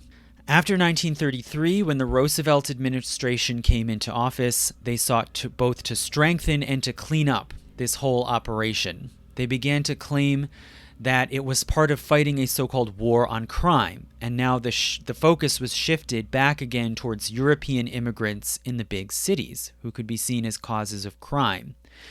And Roosevelt's Attorney General Cummings, when he came into office, made an address to the DAR in which he said, quote, "We are now engaged in a war that threatens the safety of our country, a war with the organized forces of crime." So you can see a metaphor here, right? Crime fighting as a war, which probably to most of us today sounds very familiar, even cliche, such that we don't even notice any longer that it's even a metaphor. But it's likening internal law enforcement to foreign combat, and hence conflating internal social problems with a foreign power. And hence it can conveniently justify the targeting of immigrants for punishment and deportation. And the Roosevelt administration continued to use the deportation system pretty extensively, but it was placed now under the oversight of the new Secretary of Labor, Francis Perkins, who cracked down on abuses like extortion of immigrants and reformed facilities like Ellis Island to make them more humane. The pace of deportation gradually slowed down through the course of the 1930s, including as crime rates diminished. And we don't know exactly why crime went down. It was maybe partly due to the repeal of prohibition and possibly other reasons. And then further deportation dropped as overseas travel and migration were disrupted by World War II. So by the time the war started, or before the U.S. became involved in 1940, there was also a new upsurge in fear of communism, including after knowledge came to light of the Hitler-Stalin Pact. So now communism and Nazism could be seen as kind of allied threats. So a law was passed requiring the registration of all communists and the deportation of anyone who had ever belonged to an organization that, quote, advocated the overthrow of the U.S. government, clearly aimed at the Communist Party. And this was used to try to deport some labor leaders. For instance, in 1941, Harry Bridges, the leader of the Longshoremen's Union, who'd been born in Australia. The government tried to, prosecuted him, claiming that he was a communist, and tried to deport him, but they failed to prove their case. And for instance, in his deportation hearing, a government lawyer claimed, quote, "Did you also state the striking workers should know that they have demonstrated solidarity? You got that from the Communist Manifesto, solidarity, didn't you?" End quote. And reportedly the only response to this was laughter among the spectators in the hearing room. So that particular case against Bridges failed, and very few deportations actually took place during the war before the Nazis invaded the Soviet Union, and the Soviets then became de facto allies of the US. So fear of communism, you could say, was shelved for the duration of the war, and basically no deportations took place during the war years. Certainly none on grounds of communism or anarchism, and very few based on other bases. And when the Roosevelt government arrested and imprisoned thousands of Japanese Americans and Japanese immigrants, they were interned in prison camps. They were not deported abroad. Now, on the southern border, the demand for labor increased during the war, and in 1942, this led the federal government to launch a so-called guest worker program, which allowed Mexican workers into the country on one-year work visas, after which they were supposed to leave. And this was a sort of odd hybrid compromise in place of just allowing Mexicans to legally migrate and settle in the country. After the end of the war, there was then some easing of the legal regime of deportation. So even the process became liberalized, you could say. So starting back in the late 30s, the American Bar Association, which was a largely conservative organization, started to push back on the growth of the administrative state. And they protested against what had been judicial functions being taken over by executive agencies, which held closed-door meetings and issued rulings with no right of appeal. So this was increasingly an object of opposition in the legal community. And in 1946, after the end of the war, Truman signed the Administrative Procedures Act, which mandated some basic standards of fairness in administrative proceedings, such as impartial presiding officers and some minimal access to judicial relief. A few months later, a Chinese immigrant named Wong Yang-sung was arrested and ordered to be deported, and he filed a habeas corpus petition and got a day in court. And so his case was heard at the Supreme Court in 1949.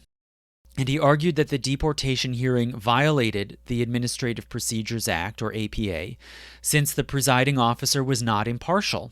In deportation hearings, the same officer could act as prosecutor, judge, and jury. and this had been clearly banned by the APA. The government, for their part, argued that the APA didn't apply to deportation proceedings, since no law even requires that any hearing be held at all before deporting someone, and deportation, of course, as we've heard, fell under the plenary power of the federal government. Now, previous to World War II, this reasoning probably would have carried the day. But this time, for the first time, the court went the other way. It ruled in favor of the alien and against the government, finding that statutes may not require a hearing before deporting someone, but the Constitution does in the Due Process Clause of the 14th Amendment. And since the hearing is required by law, by the Due Process Clause, it must therefore comply with the standards of the APA, including being decided by an impartial presiding officer. And the court held that a deportation hearing, quote, involves issues basic to human liberty and happiness, and perhaps to life itself, end quote. And so combining of prosecutor and judge into one role was an egregious violation. And the court held that, quote, this commingling, if objectionable anywhere, would seem to be particularly so in the deportation proceeding, where we frequently meet with a voteless class of litigants who not only lack the influence of citizens, but who are strangers to the laws and customs in which they find themselves involved, and who often do not even understand the tongue in which they are accused, end quote. So for the first time, the court found in favor of an alien over the government. Why did this happen? Did they just find a conscience all of a sudden? Maybe. But one could say more likely it was an attempt by the judiciary to push back against the massive expansion of the executive branch, and what the judges saw as the encroachment of the executive on their role. And they based their ruling on two legal foundations, as we saw, the Due Process Clause of the 14th Amendment and the APA, the Administrative Procedures Act. Now, meanwhile, in the following years, through the late 40s and the early 50s, the aftermath of the war led to new social panics, much like in the aftermath of the First World War. And deportation picked up again, reaching new heights in terms of quantity. This was partly due to the drop in demand for labor as servicemen returned from the war, and many immigrants that had filled labor demands and helped sustain war mobilization were suddenly unwanted. And all of this set the conditions then for a second major wave of deportation. So all in all, at the end of the war, deportations and voluntary emigrations under the threat of deportation grew from only 29,000 in 1944, the last full year of the war, to 565,000, almost 20 times as many, in 1950. And they largely focused on three targets, basically similar to the ones that had been targeted in the 20s and early 30s. But each one was subject to new suspicions and hostility due to new political forces. So one force was that crime began to increase again, including drug smuggling in the big cities. And this came to be blamed mainly on European immigrants, especially the mafia, which is said to control and orchestrate crime all over the country. And a congressional report called the mafia, quote, an elusive, shadowy, and sinister organization that exercises centralized direction and control over various rackets from coast to coast, end quote. So this led to the targeting of many, especially Italian immigrants who were deported in the late 40s and early 50s. Secondly, illegal immigration from Mexico increased as well. Hundreds of thousands of so-called wetbacks came into especially Texas. And a lot of these migrants from Mexico entered illegally because there were many problems with the guest worker program, or bracero program, as it was informally called. For one thing, most importantly, many farmers chose not to hire these braceros or guest workers, but instead preferred to hire undocumented immigrants who had fewer rights, could be paid less, and were more likely to stay longer. And the INS, this new body that had been created under the new immigration laws, began massive roundups, and one official called the migration, quote, the greatest peacetime invasion suffered by another country under open, flagrant, contemptuous violation of its laws, end quote. So you may note here again the subtle military metaphor, right? An invasion. And you can also note here the blame and opprobrium directed specifically at migrants violating the law, but not on employers who hired them and so encouraged this mass migration. In 1952, Congress enacted a law criminalizing the so-called harboring of illegal aliens in the U.S., but it specifically exempted employers and said, quote, "The usual and normal practices incident to employment shall not be deemed to constitute harboring." And this clause came to be called the Texas Proviso. Landowners, farmers, industrialists want this loophole. And in 1954 to 55, the INS launched so-called Operation Wetback, a military-style campaign sweeping from south to north through Texas and into the Midwest, which arrested over 1,000 people a day and deported them by train and ship, adding up to a total of about 1.1 million people deported. And in 1955, the INS claimed to have solved the so-called wetback problem. Now, thirdly, concurrent with all of this, there was another Red Scare, in many ways similar to what had followed World War I. So press and politicians warned of foreigners spreading intrigue and subversion. In 1946, the Attorney General told the Bar Association that the country was threatened by outside ideologists and, quote, "small groups of radicals." On December 7th, 1948, deliberately coinciding with the anniversary of Pearl Harbor, right, invoking this fresh memory of a violent attack on the country. On December 7th, 1948, the Department of Justice announced hundreds of investigations of suspected radical immigrants. And the INS, in the Department of Labor, announced that they were investigating 1,000 naturalized citizens for suspected associations with communism, with the possible consequence of retroactively stripping their citizenship. A large portion of those targeted by these investigations were labor leaders, including of the CIO, and others were artists and writers. They were generally arrested and held in cells at Ellis Island without bail. And it's interesting in this way to see how the island continued to be a gateway, but with the direction of flow reversed. Right? Instead of being a gateway of entry into the U.S., it became the gateway of expulsion. Congress began passing acts to allow for more deportations on ideological grounds. In 1950, Congress passed an amendment specifically exempting deportation proceedings from the requirements of the APA, right? So flying in the face of that earlier court ruling. And the Internal Security Act was enacted, allowing for deportation based only on affiliation with the Communist Party, without having to show that they had actually advocated for overthrow of the U.S. government. And the Department of Justice immediately announced proceedings against 3,400 resident aliens. In the following year, in 1951, Congress debated a new immigration law which renewed the national quotas from the 1920s and authorized more deportations based on political ideology, including of those who had entered the country legally but had subsequently been accused of being communists. And it eliminated statutes of limitations for deportation and eliminated the limited judicial review for many deportees. And it said that the hearing process would be the, quote, sole and exclusive mechanism for deportation.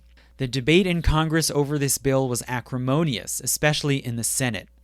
Senator McCarran warned that if the stream of immigration is polluted, our institutions and our way of life become infected.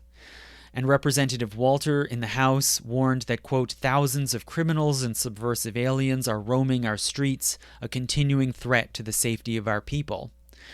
Another supporter of the bill, Representative Rankin, said, quote, we have had too many questionable characters swarming into the country, already bringing communism, atheism, anarchy, and infidelity. And it's interesting to note in this comment, the congressman's warning is not only that these immigrants will work together with the Soviet Union, which really hardly came into the conversation, but rather that they would undermine internal American belief systems by introducing foreign beliefs, including religious infidelity, which would then spread in the population like an infection. So immigrants in this way were held to take the blame for internal social change. And the congressman went on to argue that the country must, quote, begin to deport some who have already arrived, to save the country from destruction at the hands of the enemies within our gates. And we see again, they always emphasize the enemy being inside, right? The country will be destroyed not by the USSR abroad, but by these enemies within. And this reflects, I think, an enormous insecurity and lack of confidence in American civilization. Opponents, for their part, argued that the bill would be the beginning of a police state in the United States and that it would erode freedom of speech and thought. After a long, harsh debate, the bill passed. President Truman then vetoed it, but Congress overrode the veto, and hence it went into effect as the new NIA, or Immigration and Nationalities Act. In 1952, this law was challenged in court in the case of Carlson versus Landon. And this dealt in part with a Polish immigrant who had immigrated to Michigan at age 17 and who owned a home in Detroit and had a wife, 3 kids, and 5 grandchildren. As the court acknowledged, both of his sons had served in the U.S. military in World War II. He had sold war bonds and given blood multiple times to support the war effort, and he had never evidently broken the law, nor the terms of his immigration.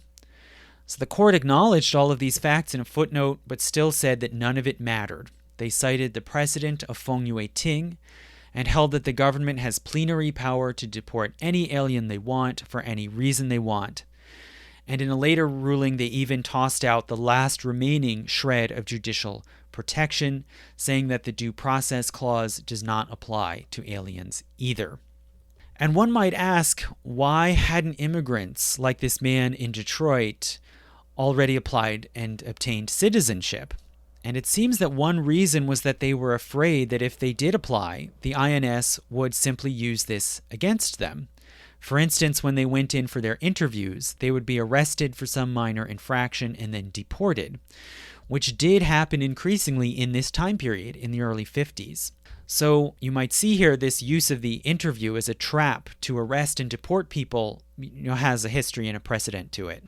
Now, under this new regime, in 1953, an organized crime boss in Louisiana named Carlos Marcello was arrested and ordered to be deported, and his proceeding was carried out under this new, harsher immigration law.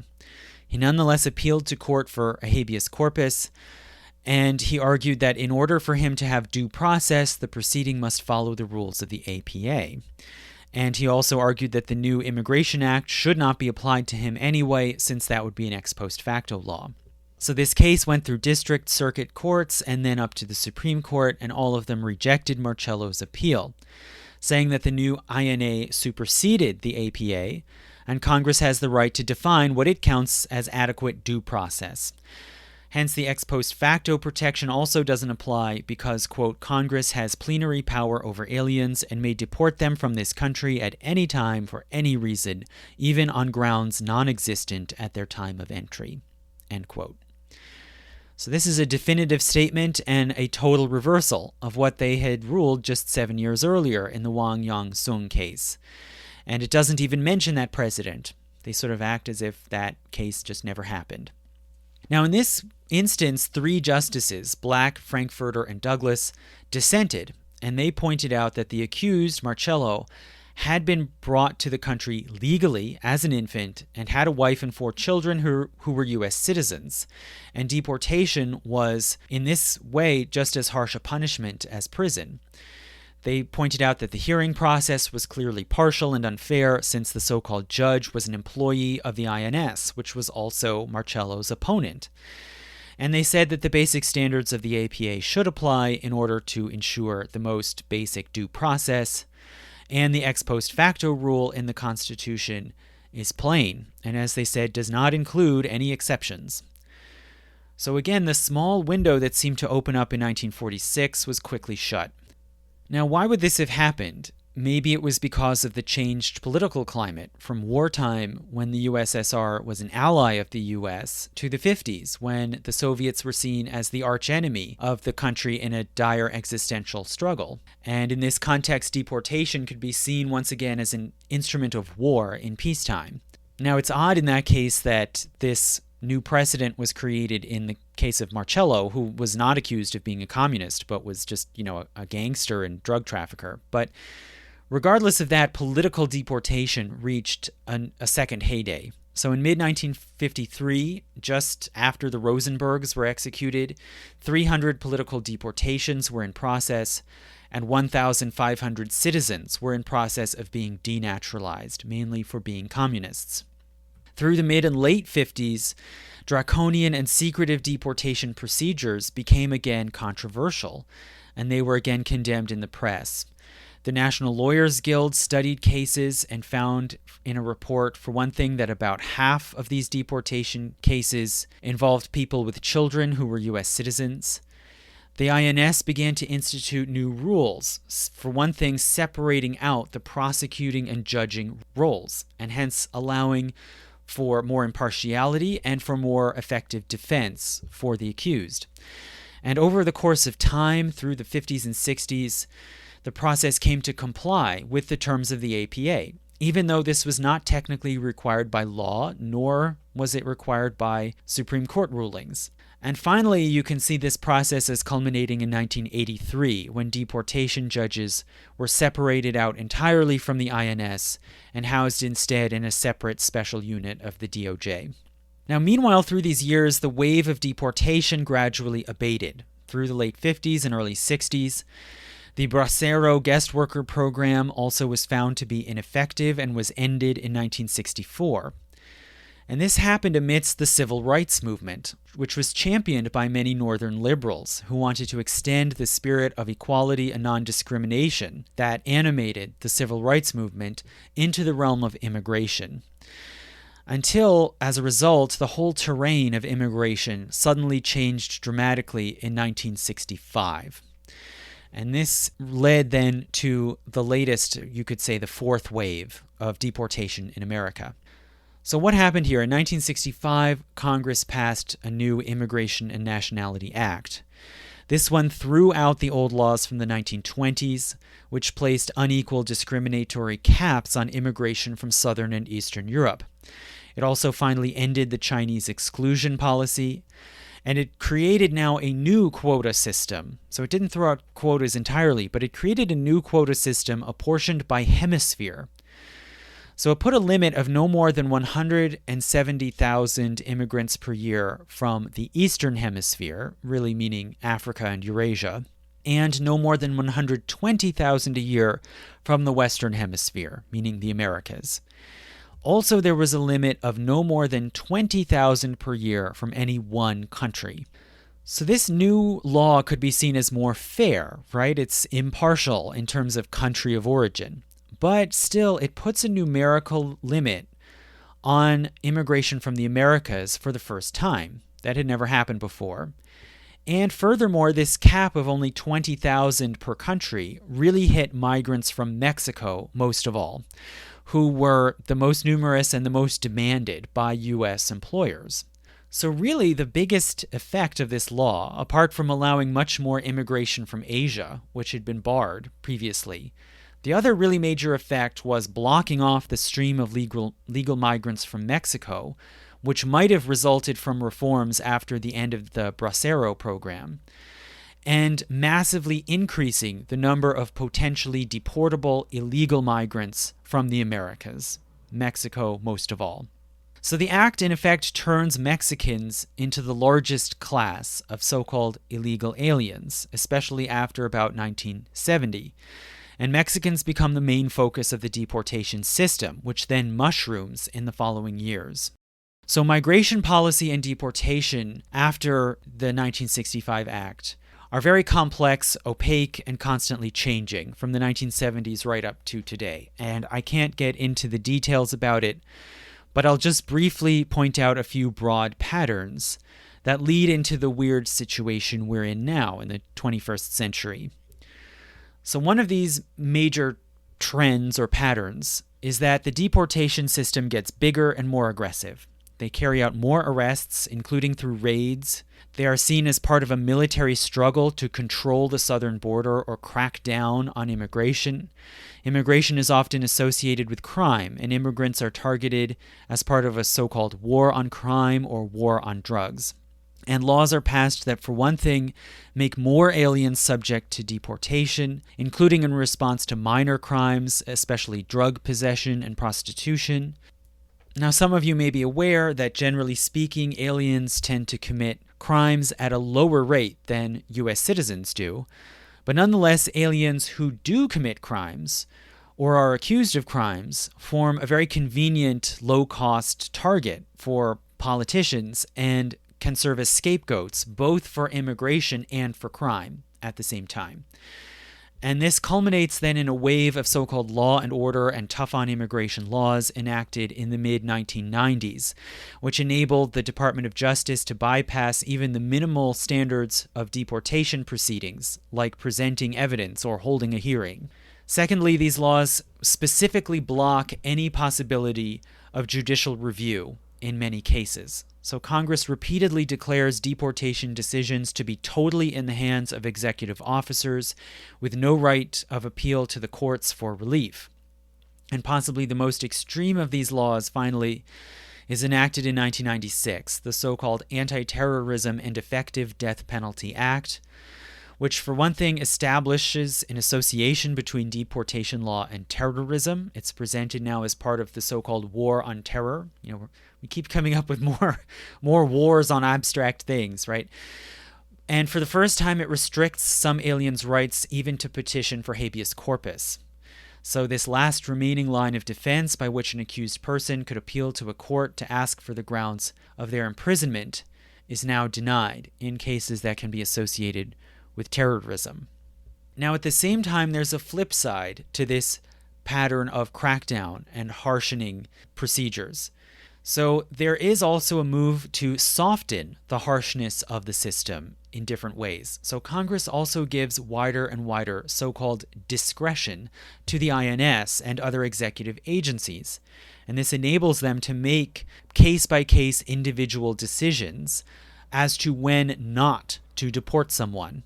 So there are more and more exceptions where the executive authorities can just choose not to carry out deportation. And this includes, for one thing, prosecutorial discretion, the right to choose whom to go after and whom to leave alone. Also, ultimate discretion, the power to make special exceptions and grant relief or clemency after a deportation order has already been issued. So this option is specifically carved out for particular types of aliens. For instance, refugees first from communism, then also from natural disasters, and then from war and other grave dangers. Also, immigrants from particular select countries, especially Cuba, or for various other reasons, such as the danger that they'd be subjected to extreme hardship, or that they would be separated from family members who are U.S. citizens, etc., etc. And finally, the executive agencies get very wide interpretive discretion. So by the 1990s, there are all sorts of laws on deportation and all kinds of statutes that have accumulated on the law books that have weird, vague, ambiguous, or antiquated phrases in them, like mandating that aliens be deported if they commit crimes of moral turpitude, which it seems was originally understood to mean prostitution, but is left undefined. Also, as we saw, laws mandating the deportation of anarchists, a category that could be stretched in all kinds of ways. And also laws allowing for clemency for those who show, quote, good moral character or who would face extreme hardship if deported. So all of these terms are all over the map, and since laws say that the decisions cannot be appealed to judicial courts, it's really totally up to these executive officers to decide what they mean and when and how to grant clemency or make exceptions based on their own understandings of these laws. And moreover, they can make these judgment calls based on whatever information or evidence they want, including even secret evidence, or just on a whim because they feel like it. So in effect, this makes the whole deportation system inconsistent and unpredictable, governed by inscrutable forces, motives, and interests. So you could ask, why would the government allow this? Why would Congress and the courts allow these powers to be ceded to the executive? And on the part of the executive, why would they accept these powers, since they in effect saddle executive officers with decisions that might be controversial, arouse anger, and undermine the legitimacy of the whole system? And, that's a bit of a mystery, but I would say the basic reason seems to be that this system of extensive, almost unbounded discretion, it allows the government to have their cake and eat it too, right? They can treat aliens as people with no constitutional rights who can be imprisoned or removed at will, but also, if some cases arise that might arouse public sympathy and become publicly controversial, for example, someone living in the country legally with a job and family or other community connections who didn't commit any crime or only a minor crime, or who for whatever reason elicits public sympathy, then that individual can be given a special exception, but without having to change the overall policy, so that the deportations of thousands of others who don't get that public attention or sympathy can continue on, basically invisibly in the dark. And more important, the government can make these special exceptions for these cases without having to thereby concede that the deportees have any legal rights, right? The government can always say, we're just giving you this clemency as an act of mercy, and they even use that word, mercy, not because you have any right to it. So in this way, discretion acts as a release valve for possible political pressure or backlash, while keeping the broader system in place. Now finally, with this context, I think it's possible to put some of the more recent controversial incidents into a different light. So some of these incidents of deportations or attempted deportations in 2025 might appear less as aberrations and more just as slight variations on known themes and practices, where the government is merely using statutes in new or creative ways to try to accomplish things that have been done before, namely, most of all, to deport aliens that the government sees as political threats. So it appears that the Trump administration has canceled the visas of hundreds of foreign students in the U.S., often without warning or rationale, other than the argument going back all the way to 1798, that admission to the country is a favor, not a right, and so can be revoked at any time at will. And some, it seems, have left voluntarily under threat of possible deportation, much as happened in the 1920s and the 1950s. But in some cases where ICE has arrested and imprisoned aliens with the aim of deporting them, the process has been disrupted by federal courts, which have intervened to order that these aliens be released on bail pending their deportation cases. Most notably, as you may have heard of, Mahmoud Khalil, a legal permanent resident who is married and living in New York City, who was selected because he led protests at Columbia University. And secondly, Rumeysa Öztürk, a student at Tufts University living in Boston on a student visa. So in each of these two cases, it appears that the person in question entered the U.S. legally, was living in the U.S. legally, had not overstayed a visa, had publicly expressed sympathy for the Palestinian cause, and criticized a university's connections to Israel. And so in each case, one can say the proceeding was clearly political, linked both to the conflict over Israel and Palestine and also to the Trump administration's political battle with universities. In each case, the person in question was arrested by plainclothes men who would not identify themselves, was quickly arrested, jailed, and flown to an ICE prison in Louisiana without warning or explanation to their families or their lawyers, and were started with deportation proceedings. But in each case, the person was able, nonetheless, to make contact with their attorneys and to get representation from various legal foundations, including the ACLU, which, as you might remember, was originally founded in 1920, largely to advocate for civil rights for immigrants and aliens. In each case, when the person was arrested, it caused some furor and attracted public attention. Many objected on the grounds of freedom of speech and due process. Now, in most deportation cases, these arguments, making reference to the Bill of Rights and other constitutional guarantees, these arguments would have no relevance at all, because as we've seen, as far as deportation proceedings go, American law and jurisprudence hold that the Constitution and the Bill of Rights just do not apply. The accused has no right to due process or any other constitutional rights. And indeed, aliens can and have been deported for their political opinions. Laws are still in place allowing for deportation and even denaturalization of immigrants who are communists or anarchists, and trying to claim First Amendment rights will not help you in a deportation hearing. So then how did this happen? How did these individuals manage to forestall their deportation and gain release on bail through the courts? Well, each one was able to file a petition for habeas corpus, and so they were able to grasp that one thin reed still remaining that gives at least some deportees limited access to the courts. It's clear that the government's plan had been to disappear these persons into the impenetrable ICE detention system and then quickly deport them before they could file a habeas petition. But the government was not fast enough, and, bureaucracies are not known for moving quickly. So each of them was able to have a habeas hearing before a federal judge. And in these hearings, all that the government had to do was meet a very low bar, just present some basis under law to justify holding the person prisoner. And yet they failed even to meet this low standard. So while there are laws allowing aliens to be deported for being communist or anarchist, there is none specifically banning support for Palestine or criticism of Israel.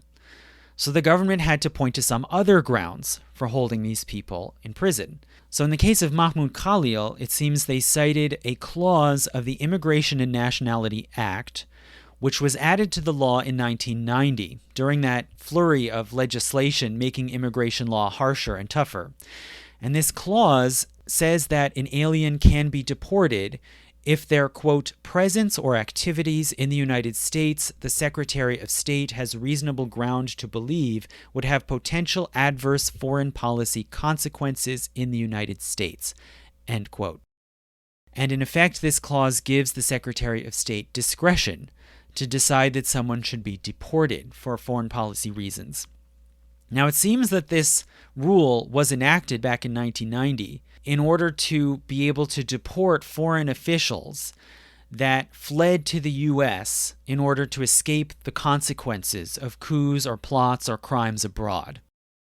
Basically, allowing them to remain sheltered in the U.S. would disrupt the U.S. relationship with some foreign state. And this clause has very rarely been used. It seems it was last used in 1995 against a Mexican official who had fled into the U.S. to escape punishment for embezzlement. But regardless, Secretary Rubio signed off on this argument, and the government used this as a pretext for holding Mahmoud Khalil. Now, the problem for the government is that this exact same clause in the same statute also specifically says that expressions of belief or political associations alone are not adequate grounds for deportation under this law. Quote, if such beliefs, statements, or associations would be lawful within the United States, end quote. In other words, there has to be something more problematic about the person other than just their political views. And this, it seems, gave the courts then grounds to invoke the First Amendment and the Due Process Clause. Because, not just because these aliens are entitled to those protections. In general, they're not. But rather, the defenders of these aliens could make the argument because the expression of political opinions is lawful in the U.S., and so it could not be used as grounds for deportation under this particular law. So it seems that succeeded at least in getting Khalil released on bail, and there was a similar outcome with Öztürk, where all the government could point to in the habeas hearing was an op-ed that Öztürk had written for the school newspaper. And this was clearly protected under freedom of the press and hence could not be used to fulfill even the minimal requirements of habeas corpus under this statute. And she too has been released pending further deportation proceedings. So this sort of outcome too is not unprecedented. As we saw earlier, some deportees are held to have no constitutional rights and hence can be deported for being communists. But still, if they obtain a habeas corpus hearing, the government must at least show some grounds for thinking that they are, in fact, communists. And in cases like that of Harry Bridges, they couldn't even do that, right? Remember, they tried to say, well, he used the word solidarity, and that proves he's a communist. And so there, too, the government action failed, and Harry Bridges remained in the country. So in sum, these cases are not totally out of the norm. It is common for aliens to be arrested and deported for political views and associations. It's also not totally unique for some of these cases to falter because they fail to meet the bare minimum of habeas corpus. And it is very unusual, it is true, it's unusual for freedom of speech or due process to come into play in any way at all in a deportation case. But that may be a peculiarity of these particular cases based on the statute that the government invoked. And we cannot say yet whether this will have any sort of broader impact or set any greater precedent as to how deportation is handled under law, or whether it might erode the wall that law and jurisprudence have built up around the deportation system, shutting off deportees from any claim of constitutional rights. Will that change? We don't know. And somewhat similarly, ICE has also arrested dozens of Venezuelans in the U.S., claiming that they are members of gangs, often based on no more evidence than having tattoos. And it has summarily deported over 100 of them to a massive prison in El Salvador. Now, this does not conform at all, even with the basic standards of evidence usually used in deportation proceedings. And to justify this, the administration has invoked the Alien Enemies Act of 1798, the country's oldest existing law authorizing deportation. And this law, according to its wording, is only supposed to have force in wartime, authorizing the president to imprison, detain, or deport citizens of an enemy state with which the U.S. is at war. And previously, it has only been invoked 3 times before, in the War of 1812, World War I, and World War II. So an obvious problem for the government in these cases is that the U.S. is not at war with Venezuela. Certainly it hasn't declared war like it did in 1812 and in World War I and World War II. But in March, the White House issued a proclamation justifying their invocation of the 1798 alien law. And they argued that Tren de Aragua, a particular Venezuelan gang, is effectively an arm of the Venezuelan state, and so their migration into the U.S. constitutes an invasion or incursion of the U.S. And they said, quote, "Over the years, Venezuelan national and local authorities have ceded ever greater control over their territories to transnational criminal organizations, including Tren de Aragua. The result is a hybrid criminal state that is perpetrating an invasion and predatory incursion into the United States, and which poses a substantial danger to the United States," end quote. So one must say, for one thing, this is a creative use of the statute. There is a long history of using military and wartime metaphors to describe the dangers of immigration. But this is probably the first time that the government has actually crossed the boundary line between figures of speech and reality and tried to make the metaphor into a literal truth and hence into a legal truth. And this proclamation still doesn't really account for why this would justify deportation directly into a prison in a foreign country that is not even these aliens' country of origin. The proclamation doesn't even mention this. So it's hard to say what might happen if this is ever adjudicated, and that reckoning, it seems, has been put off for now, as a result of a complex 3-way bargain by which the Venezuelan deportees in El Salvador have been transferred to Venezuela. So you could say everything here is still quite ambiguous and up in the air, right? Where does the Constitution even apply? Is this all an arena sort of existing out in some kind of vacuum beyond the bounds of the Constitution? What does any of this mean? Where are any of these balls going to land? We don't know. But it's remarkable how in that way, again, this is in line with history. In some ways, it shows, I think, a coming full circle back to where we were all the way back in 1798, when the government first claimed this power to deport, and it touched off this massive furor over what powers does the government really have over whom, And on what basis? And what does it mean to even have a government that possesses inherent powers? All of this is still really undefined in ways that I think most citizens never know, and basically tend to just assume that, well, this must be somehow governed by law and the Constitution. But if you ask our courts, generally speaking, it's not. This is a weird sort of legal black hole. And will that change? Will there be some sort of push to define exactly what deportation is and where it falls under the government's constitutional powers? We don't know, and we'll have to see. But thank you again so much for listening. And once again, if you can help to keep these lectures coming and you want to hear my patron-only lectures, please go to my Patreon page. The link is in the description, and support at any level, even if it's just $1. Thank you.